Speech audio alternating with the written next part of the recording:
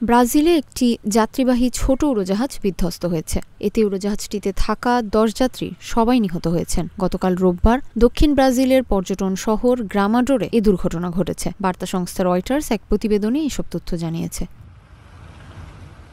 Rio Grande দো সুলের governor Eduardo late জানান, গতকাল সকাল 9টার দিকে একটি দোকানের ওপর উড়োজাহাজটি আছড়ে পড়ে। এ সময় পাইলট লুইস ক্লদিও গ্যালেজি সহ বাকি 9 যাত্রীর সবাই মারা গেছেন। লুইস ক্লদিও নিজেই উড়োজাহাজটির মালিক ছিলেন, আর যাত্রীরা সবাই ছিলেন তার পরিবারের সদস্য।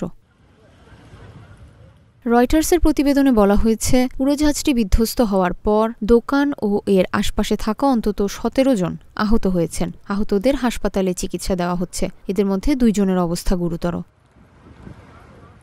গভর্নর এডুয়ার্ডো লেইট বলেন, 1990 সালে তৈরি টুইন ইঞ্জিন পাইপার PA 421000 নামের উড়োজাহাজটি সকাল 9টার কিছু সময় পর ক্যানেলা বিমানবন্দর থেকে উড্ডয়ন করে সাও পাওলো রাজ্যের জুন্দিয়াইয়ের দিকে যাওয়ার পথে প্রতিকূল আবহাওয়ার মধ্যে পড়ে।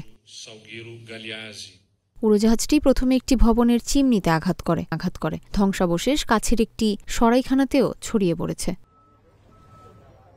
Aeronautical accident investigation and prevention centre বা সেনিপা এই দুর্ঘটনার কারণ অনুসন্ধানে তদন্ত শুরু করেছে বলেও জানান তিনি।